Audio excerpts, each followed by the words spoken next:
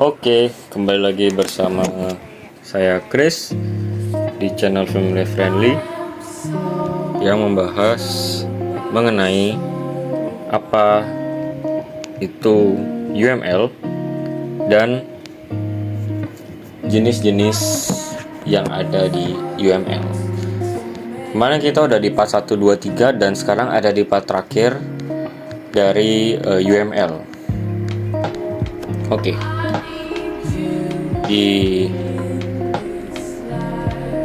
sini saya akan menjelaskan tentang apa sih kelas diagram.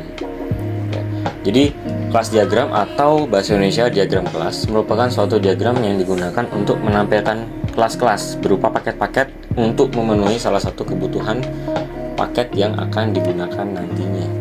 Jadi kalau kalian pernah membuat database, kalian pasti sudah gak asing yang namanya kelas diagram ini nanti, karena bentuknya mirip banget dan memang sama dengan langkah-langkah pembuatan database. Langsung saja, ini adalah contoh kelas diagram yang sudah saya buat. Jadi di kelas diagram ini saya butuh kelas konsumen, butuh kelas pemesanan, butuh kelas sales, butuh kelas stok, dan butuh kelas pembayaran. Kalian sudah jelas juga pasti bertanya-tanya apa sih konsumen, apa itu garis-garis, apa itu kotak-kotak biru. Langsung aja kita buat kelas diagram, cari seperti biasa, klik blank, klik OK, next, dan sudah jadi kelas diagramnya. Ini tinggal kita klik di sini dan akan jadi kelas. Dari tadi jadi kelas, tapi ternyata belum jadi. Jadi ini adalah bentukan pertama. Ini kita nggak ada ganti apa-apa, sesuai yang sudah contohnya. Jadi di sini adalah konsumen. Kenapa konsumen, Bang? Karena yang saya buat adalah sistem tentang Honda QX. Honda itu dealer motor, yang artinya dealer motor itu pasti terkait juga dengan yang namanya konsumen atau customer. Di dalam konsumen ini ada ID konsumen. Cara nambahnya adalah seperti ini. Kalian klik add, kalian klik atribut, nah langsung dia ketemu di sini. Jadi kalian tinggal tulis seperti ini, misalnya ID konsumen, ID underscore konsumen. Kalian klik kalian klik ini dan kalian klik tipe datanya, contoh int. Nah ini kan int, jadi integer dengan 16 data, 16 huruf, 16 angka.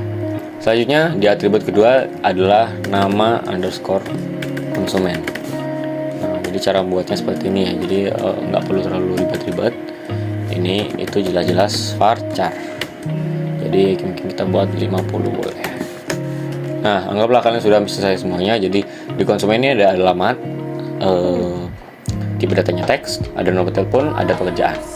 Ini adalah kelas konsumen.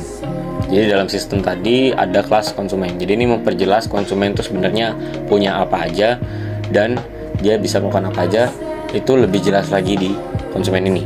Jadi dia bisa melihat nama konsumennya apa, alamatnya di mana, nomor teleponnya apa, pekerjaannya apa, dan ID konsumennya itu sendiri apa. Karena biar kita nggak kebalik-balik nanti konsumen ini dan konsumen ini sama namanya. ID-nya lah yang membedakan. Selanjutnya kita buat satu lagi adalah pemesanan. Kita buat sini lagi, di sini kita klik pemesanan. Jadi di pemesanan ini sama seperti konsumen, kita tinggal klik kanan, kita klik add, lalu kita klik atribut. Setelah itu kita tambah di sini yang namanya ID underscore pesanan. Sama seperti tadi, kita buat kita buat ini 16 kayak aja, terus kita enter. Di sini juga tertulis adalah ID konsumen juga harus ada karena mereka berelasi. Seperti tadi integer dengan isinya 16. Mungkin setelah itu adalah unit pesanannya. Ya, unit pesanannya ini kita buat varchar dengan banyaknya nilainya mungkin ya 20. Oke, jadi sini jelas cara kita yang garis-garis ini kayak gimana sih. Kita klik ini, terus kita klik ini, selesai. Nah, tapi ini kan mungkin belum terlalu rapi ya. Misalnya seandainya kayak gini, tinggal aja kalian klik kayak gini. Nah, di ID konsumen relasinya dengan di sini, dia nyambung. Nah, seperti ini. Jadi jelas konsumen itu di pemesanan itu apa. Nah, ternyata konsumen di pemesanan itu adalah, contoh, dia mau belanja, pasti masuk ke nota. Nah, pemesanan ini anggapannya nota. Jadi anggaplah pemesanan ini sebagai nota. Sama di sales, mereka punya ID sales, mereka punya namanya, mereka punya nomor telepon, dan mereka punya jabatannya. Tentu dia juga berelasi dengan pemesanan, karena yang menghubungkan sales ke konsumen tentang pasti pemesanan. Lalu stok dan pembayaran ini apa? Stok ini adalah ya seperti yang kita tahu semua. Jadi di gudang, anggapnya gudang, sebuah dealer pasti punya gudang. Jadi di stok ini kelihatan nanti berapa unit sisa yang ada di dalam dealer. Nanti juga pastinya kalau sisa tidak ready atau tidak ada, pasti stok ini akan mengirimkan notice atau message bahwa barangnya tidak ready, dan di pemesanan inilah yang nanti akan kelihatan. Lalu pembayaran ini tentunya kalau ada jual beli pasti ada yang namanya pembayaran. Kita nggak mau menyatukan pembayaran dengan pemesanan karena akan terlalu panjang nanti. Jadi pembayaran kita buat kelas baru dengan bermerek ID pembayaran. Jadi di sini kelihatan ID pembayarannya, lalu ID pemesanannya, total bayar, dan nomor rekening yang nanti akan masuk ke rekening perusahaan. Jadi kira-kira gitu. Nah, mungkin kalian bertanya-tanya,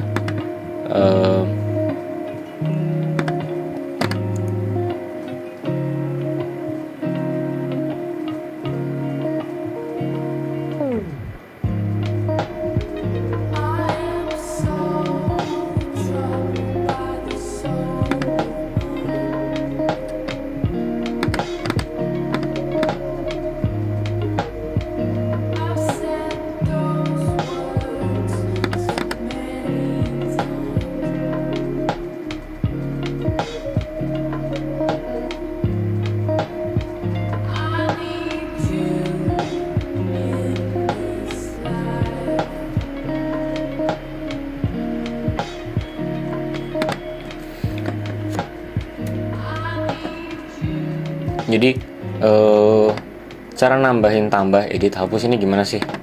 Kita tinggal klik ini, lalu kita klik operation. Nah, nanti keluar di sini, tinggal kalian tulis tambah, kalian bisa tulis juga edit, kalian juga bisa tulis hapus. Maksudnya apa sih?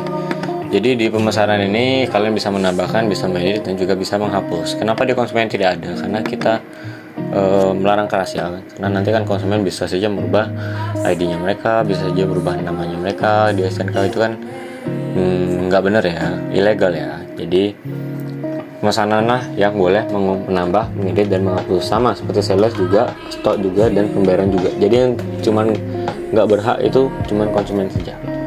Misalnya berhak untuk menambah, mengedit, ataupun menghapus. Oke, karena ini udah mau 10 menit, jadi kita tutup aja.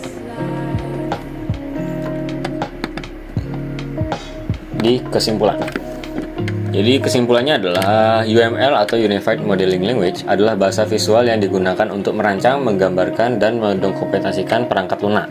Atau UML menggunakan notasi grafis yang universal, memudahkan pemahaman, komunikasi, dan dokumentasi sistem perangkat lunak yang kompleks.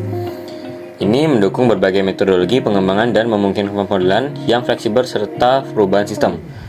UML adalah alat bantu yang penting dalam pengembangan perangkat lunak. Jadi, UML ini seperti yang udah kita bahas di awal,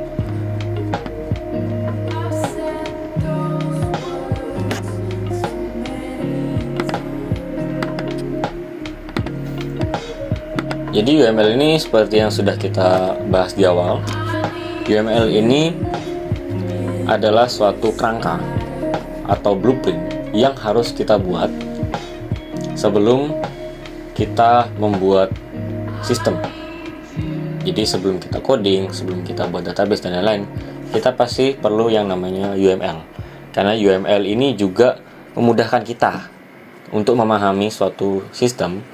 Jadi untuk kita tahu juga komunikasi antara perangkat-perangkat atau aktivitas-aktivitas atau use case yang ada di dalam sistem, dan mendokumentasi sistem atau perangkat lunak yang kompleks. Jadi kalau ada